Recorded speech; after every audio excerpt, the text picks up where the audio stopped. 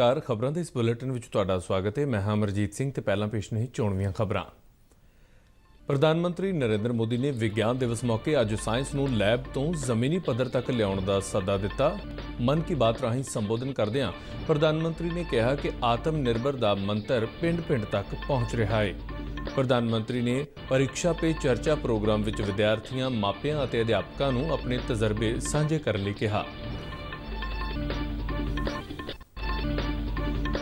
प्रधानमंत्री मोदी ने जल संभाल की लोड़ ते भी जोर दिता। श्री गुरु रविदास जी का जिक्र करदिआं प्रधानमंत्री ने नौजवानों नूं उन्हां दीआं सिੱਖਿਆਵਾਂ दे धारनी बनन दा सुनेहा दिता।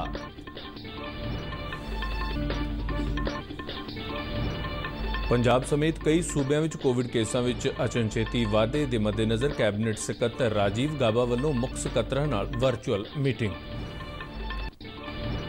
भारतीय पुलाड़ खोज संगठन इसरो ने ब्राजील के एमाजोनिया 1 सने 19 उपग्रहों को सफलतापूर्वक पुलाड़ विच दागिया।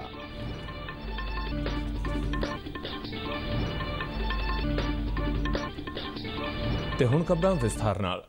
प्रधानमंत्री नरेंद्र मोदी ने कहा कि आत्मनिर्भर भारत अभियान में विज्ञान का महत्वपूर्ण योगदान है। आकाशवाणी के मन की बात प्रोग्राम राਹੀਂ कौमी विज्ञान दिवस का जिक्र करदਿਆਂ प्रधानमंत्री ने साइंस नूं लैब तो लैंड तक लियाउण का सद्दा दिता। उन्होंने कहा विज्ञान नूं लैबां के दायरे विचों बाहर लिया के विस्तार देने की लोड़ है। प्रधानमंत्री ने कहा कि वह नौजवानों नूं भारत के विज्ञानक इतिहास तो जाणू करवाउण दे इच्छुक ने।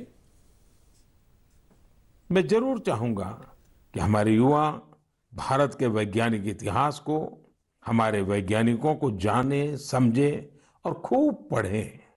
साथियों, जब हम साइंस की बात करते हैं तो कई बार इसे लोग फिजिक्स, केमिस्ट्री या फिर लैब्स तक ही सीमित कर देते हैं, लेकिन साइंस का विस्तार तो इससे कहीं ज्यादा है। और आत्मनिर्भर भारत अभियान में साइंस की शक्ति का बहुत योगदान भी है। प्रधानमंत्री ने कहा कि जदों देश का हरेक नागरिक अपने जीवन विच विज्ञान का विस्तार करेगा तो प्रगति के रस्ते खुलणगे अते देश आत्मनिर्भर बनेगा। उन्होंने खेती तो पैदा होने वाले फोकट पदार्थों का जिक्र करदਿਆਂ कहा कि ये पदार्थ पूंजी निर्माण करने की समर्था रखते हैं।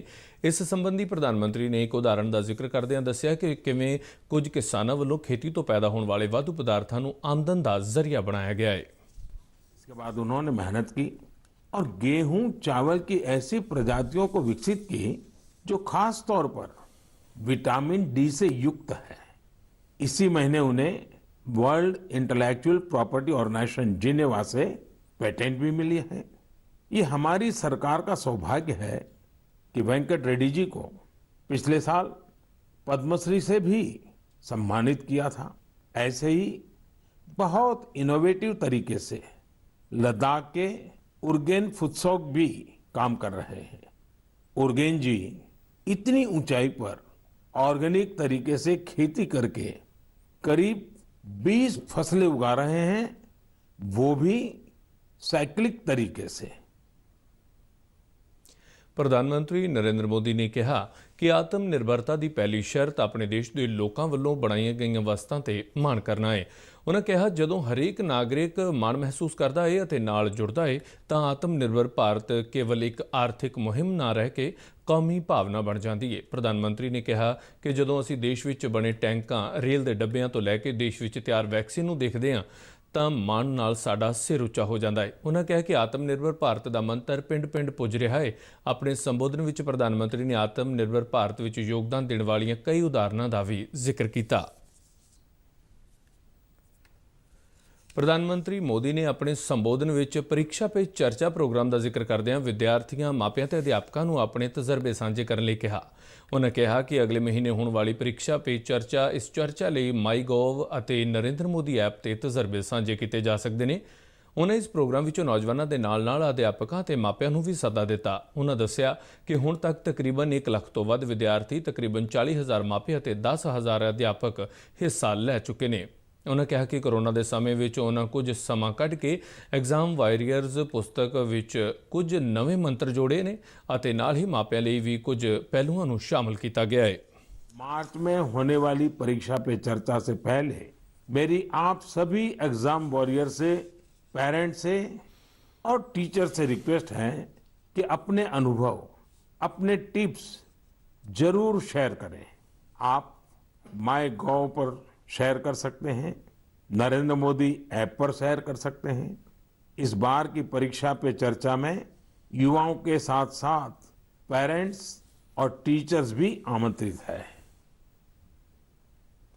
ਪ੍ਰਧਾਨ ਮੰਤਰੀ ਨੇ ਜਲ ਸੰਭਾਲ ਦਾ ਜ਼ਿਕਰ ਕਰਦਿਆਂ ਦੇਸ਼ ਦੇ ਵੱਖ-ਵੱਖ ਹਿੱਸਿਆਂ ਵਿੱਚ ਲੋਕਾਂ ਵੱਲੋਂ ਇਸ ਖੇਤਰ ਵਿੱਚ ਕੀਤੇ ਜਾ ਰਹੇ ਕੰਮਾਂ ਬਾਰੇ ਜਾਣਕਾਰੀ ਦਿੱਤੀ।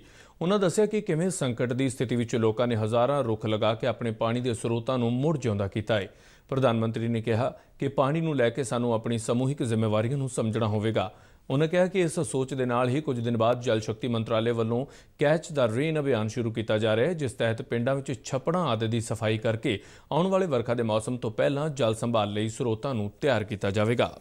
प्रकृति ने जल के रूप में हमें एक सामूहिक उपहार दिया है, इसलिए इसे बचाने की जिम्मेदारी भी सामूहिक है। ये बात सही है, जैसे सामूहिक उपहार है वैसे ही सामूहिक उत्तरदायित्व भी है। सुजीत जी की बात बिल्कुल सही है। ਸ੍ਰੀ ਗੁਰੂ ਰਵਿਦਾਸ ਜੀ ਦਾ ਜ਼ਿਕਰ ਕਰਦਿਆਂ ਪ੍ਰਧਾਨ ਮੰਤਰੀ ਮੋਦੀ ਨੇ ਕਿਹਾ ਕਿ ਸਾਡੇ ਨੌਜਵਾਨਾਂ ਨੂੰ ਉਹਨਾਂ ਤੋਂ ਬੰਧਨ ਮੁਕਤ ਹੋਣ ਦੀ ਸਿੱਖਿਆ ਲੈਣੀ ਚਾਹੀਦੀ ਹੈ। ਪ੍ਰਧਾਨ ਮੰਤਰੀ ਨੇ ਕਿਹਾ ਕਿ ਉਹ ਸ੍ਰੀ ਗੁਰੂ ਰਵਿਦਾਸ ਜੀ ਦੀ ਜਨਮ ਭੂਮੀ ਵਾਰਾਣਸੀ ਨਾਲ ਜੁੜੇ ਹੋਏ ਨੇ ਤੇ ਜਿੱਥੇ ਉਹਨਾਂ ਨੇ ਗੁਰੂ ਰਵਿਦਾਸ ਜੀ ਦੇ ਜੀਵਨ ਦੇ ਅਧਿਆਤਮਕ ਸਿਖਰ ਅਤੇ ਊਰਜਾ ਨੂੰ ਮਹਿਸੂਸ ਕੀਤਾ ਹੈ। ਉਹਨਾਂ ਕਿਹਾ ਕਿ ਗੁਰੂ ਰਵਿਦਾਸ ਜੀ ਦੀਆਂ ਸਿੱਖਿਆਵਾਂ ਮੁਤਾਬਕ ਸਾਨੂੰ ਆਪਣਾ ਜੀਵਨ ਖੁਦ ਤੈਅ ਕਰਨਾ ਚਾਹੀਦਾ ਹੈ ਅਤੇ ਨਾਲ ਹੀ ਆਪਣੇ ਟੀਚੇ ਵੀ ਖੁਦ ਨਿਰਧਾਰਿਤ ਕਰਨੇ ਚਾਹੀਦੇ ਨੇ। ਉਹਨਾਂ ਕਿਹਾ ਕਿ ਜੇਕਰ ਤੁਹਾਡਾ ਵਿਵੇਕ ਅਤੇ ਆਤਮ ਵਿਸ਼ਵਾਸ ਮਜ਼ਬੂਤ ਹੈ ਤਾਂ ਦੁਨੀਆ ਵਿੱਚ ਕਿਸੇ ਵੀ ਚੀਜ਼ ਤੋਂ ਡਰਨ ਦੀ ਲੋੜ ਨਹੀਂ ਹੈ। ਉਹਨਾਂ ਕਿਹਾ ਕਿ ਸ੍ਰੀ ਗੁਰੂ ਰਵਿਦਾਸ ਜੀ ਨੇ ਆਪਣੇ ਪੈਰਾਂ ਸਿਰ ਖੜੇ ਹੋਣ ਦਾ ਇੱਕ ਹੋਰ ਮਹੱਤਵਪੂਰਨ ਸੁਨੇਹਾ ਵੀ ਦਿੱਤਾ ਹੈ। माघ पूर्णिमा के दिन ही संत रविदास जी की जयंती होती है। आज भी संत रविदास जी के शब्द, उनका ज्ञान हमारा पथ प्रदर्शन करता है।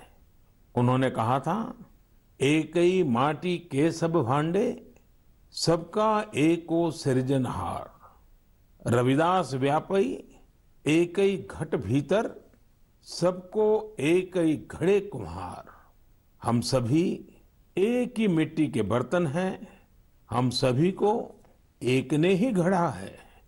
संत रविदास जी ने समाज में व्याप्त विकृतियों पर हमेशा खुलकर अपनी बात कही। ਪ੍ਰਧਾਨ ਮੰਤਰੀ ਨੇ ਕਿਹਾ ਕਿ ਮਾਰਚ ਦਾ ਮਹੀਨਾ ਮਾਲੀ ਵਰ੍ਹੇ ਦਾ ਆਖਰੀ ਮਹੀਨਾ ਹੈ, ਜਿਸ ਕਰਕੇ ਬਹੁਤ ਸਾਰੇ ਲੋਕ ਆਰਥਿਕ ਰੁਝੇਵਿਆਂ ਵਿੱਚ ਹੋਣਗੇ। ਉਹਨਾਂ ਕਿਹਾ ਕਿ ਇਸੇ ਦੌਰਾਨ ਦੇਸ਼ ਵਿੱਚ ਆਰਥਿਕ ਗਤੀਵਿਧੀਆਂ ਵੀ ਤੇਜ਼ ਹੋ ਰਹੀਆਂ ਨੇ, ਪਰ ਇਸ ਸਭ ਦੇ ਬਾਵਜੂਦ ਅਸੀਂ ਕੋਰੋਨਾ ਨੂੰ ਲੈ ਕੇ ਵਧੇਰੇ ਚੌਕਸ ਰਹਿਣਾ ਹੈ। ਉਹਨਾਂ ਕਿਹਾ ਕਿ ਜੇਕਰ ਸਾਰੇ ਲੋਕ ਸਿਹਤਮੰਦ ਰਹਿ ਕੇ ਇਸ ਪੰਧ ਤੇ ਡਟੇ ਰਹਿਣਗੇ ਤਾਂ ਦੇਸ਼ ਤੇਜ਼ੀ ਨਾਲ ਅੱਗੇ ਵਧਦਾ ਰਹੇਗਾ। ਪ੍ਰਧਾਨ ਮੰਤਰੀ ਨੇ ਇੱਕ ਵਾਰ ਫਿਰ ਕੋਵਿਡ ਸੰਬੰਧੀ ਨਿਯਮਾਂ ਦਾ ਪਾਲਣ ਕਰਨ ਲਈ ਕਿਹਾ। ਪੰਜਾਬ ਸਮੇਤ ਕਈ ਸੂਬਿਆਂ ਤੇ ਕੇਂਦਰ ਸ਼ਾਸਤ ਪ੍ਰਦੇਸ਼ਾਂ ਵਿੱਚ ਕੋਵਿਡ-19 ਦੇ ਕੇਸਾਂ ਵਿੱਚ ਅਚਨਚੇਤੀ ਵਾਧੇ ਦੇ ਮੱਦੇਨਜ਼ਰ ਕੈਬਨਿਟ ਸਕੱਤਰ ਰਾਜੀਵ ਗਾਬਾ ਵੱਲੋਂ ਸੂਬਿਆਂ ਦੇ ਮੁੱਖ ਸਕੱਤਰਾਂ ਦੇ ਨਾਲ ਵਰਚੁਅਲ ਮੀਟਿੰਗ ਕੀਤੀ ਗਈ। ਇਸ ਮੀਟਿੰਗ ਦੌਰਾਨ ਕੈਬਨਿਟ ਸਕੱਤਰ ਨੇ ਸੂਬਿਆਂ ਅਤੇ ਕੇਂਦਰ ਸ਼ਾਸਤ ਪ੍ਰਦੇਸ਼ਾਂ ਨੂੰ ਚੌਕਸੀ ਵਧਾਉਣ ਅਤੇ ਕੋਵਿਡ-19 ਸੰਬੰਧੀ ਉਚਿਤ ਵਿਵਹਾਰ ਨੂੰ ਲਾਗੂ ਕਰਨ ਦੇ ਨਿਰਦੇਸ਼ ਦਿੱਤੇ। ਕੈਬਨਿਟ ਸਕੱਤਰ ਨੇ ਸੂਬਿਆਂ ਨੂੰ ਕੋਵਿਡ-19 ਨਿਯਮਾਂ ਦੀ ਉਲੰਘਣਾ ਦੇ ਮਾਮਲੇ ਵਿੱਚ ਸਖਤੀ ਵਰਤਣ ਲਈ ਕਿਹਾ। ਇਸ ਮੀਟਿੰਗ ਵਿੱਚ ਪੰਜਾਬ ਤੋਂ ਇਲਾਵਾ ਮਹਾਰਾਸ਼ਟਰ, ਗੁਜਰਾਤ, ਮੱਧ ਪ੍ਰਦੇਸ਼, ਛੱਤੀਸਗੜ੍ਹ, ਪੱਛਮੀ ਬੰਗਾਲ, ਤੇਲੰਗਾਨਾ ਅਤੇ ਜੰਮੂ ਕਸ਼ਮੀਰ ਦੇ ਮੁੱਖ ਸਕੱਤਰਾਂ ਨੇ ਭਾਗ ਲਿਆ। ਪਿਛਲੇ ਇੱਕ ਹਫ਼ਤੇ ਤੋਂ ਇਨ੍ਹਾਂ ਸੂਬਿਆਂ ਵਿੱਚ ਕੋਵਿਡ-19 ਦੇ ਨਵੇਂ ਕੇਸਾਂ ਦੀ ਗਿਣਤੀ ਵਿੱਚ ਵਾਧਾ ਦਰਜ ਕੀਤਾ ਗਿਆ ਹੈ।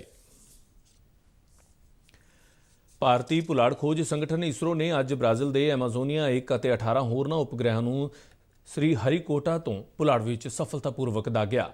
PSLV-C 51 ਰਾਹੀਂ ਇਹਨਾਂ ਉਪਗ੍ਰਹਿਾਂ ਨੂੰ ਪੁਲਾੜ ਵਿੱਚ ਦਾਗੇ ਜਾਣ ਤੋਂ ਪਹਿਲਾਂ ਇਸਰੋ ਨੇ ਬਿਆਨ ਜਾਰੀ ਕਰਦਿਆਂ ਦੱਸਿਆ ਸੀ ਕਿ ਇਹਨਾਂ ਉਪਗ੍ਰਹਿਾਂ ਵਿੱਚ ਕਈ ਮਾਈਕਰੋ ਅਤੇ ਨੈਨੋ ਆਕਾਰ ਦੇ ਉਪਗ੍ਰਹਿ ਸ਼ਾਮਲ ਨੇ, ਜਿਨ੍ਹਾਂ ਵਿੱਚੋਂ ਕਈਆਂ ਨੂੰ ਵਿਦਿਆਰਥੀ ਸਮੂਹਾਂ ਵੱਲੋਂ ਤਿਆਰ ਕੀਤਾ ਗਿਆ ਹੈ। PSLV-C 51 ਨੇ ਅੱਜ ਸਵੇਰੇ 10:24 ਤੇ 25.5 ਘੰਟੇ ਦੀ ਉਲਟੀ ਗਿਣਤੀ ਤੋਂ ਬਾਅਦ ਸ੍ਰੀ ਹਰੀਕੋਟਾ ਦੇ ਸਤੀਸ਼ ਧਵਨ ਪੁਲਾੜ ਕੇਂਦਰ ਤੋਂ ਉਡਾਨ ਭਰੀ।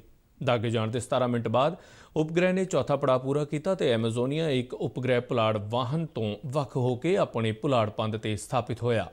ਇਸ ਦੇ 27 ਮਿੰਟ ਬਾਅਦ PSLV ਨਾਲੋਂ ਦੂਜੇ ਛੋਟੇ ਉਪਗ੍ਰਹਿ ਵੀ ਵੱਖ ਹੋ ਕੇ ਪੁਲਾੜ ਪੰਧ ਤੇ ਸਥਾਪਿਤ ਹੋਏ। ਇਸਰੋ ਨੇ ਦੱਸਿਆ ਕਿ ਐਮਾਜ਼ੋਨੀਆ ਇੱਕ ਭਾਰਤ ਵਿੱਚੋਂ ਦਾਗਿਆ ਜਾਣ ਵਾਲਾ ਪਹਿਲਾ ਬ੍ਰਾਜ਼ੀਲੀਆਈ ਉਪਗ੍ਰਹਿ ਹੈ। ਬ੍ਰਾਜ਼ੀਲ ਦੇ ਕੌਮੀ ਪੁਲਾੜ ਖੋਜ ਸੰਸਥਾਨ ਵੱਲੋਂ ਤਿਆਰ ਕੀਤਾ ਗਿਆ ਇਹ ਆਪਟੀਕਲ ਪ੍ਰਿਥਵੀ ਨਿਰੀਖਣ ਉਪਗ੍ਰਹਿ ਹੈ ਜੋ ਕਿ ਬ੍ਰਾਜ਼ੀਲ ਐਮਾਜ਼ਨ ਖੇਤਰ ਵਿੱਚ ਰਿਮੋਟ ਸੈਂਸਿੰਗ ਡੇਟਾ ਨੂੰ ਯੂਜ਼ਰ ਤੱਕ ਉਪਲਬਧ ਕਰਾਵੇਗਾ। ਇਸ ਤੋਂ ਇਲਾਵਾ ਇਸ ਉਪਗ੍ਰਹਿ ਦੀ ਬ੍ਰਾਜ਼ੀਲ ਵਿੱਚ ਖੇਤੀਬਾੜੀ ਵਿਭਿੰਨਤਾ ਦੇ ਮੁਲਾਂਕਣ ਲਈ ਵੀ ਵਰਤੋਂ ਕੀਤੀ ਜਾਵੇਗੀ।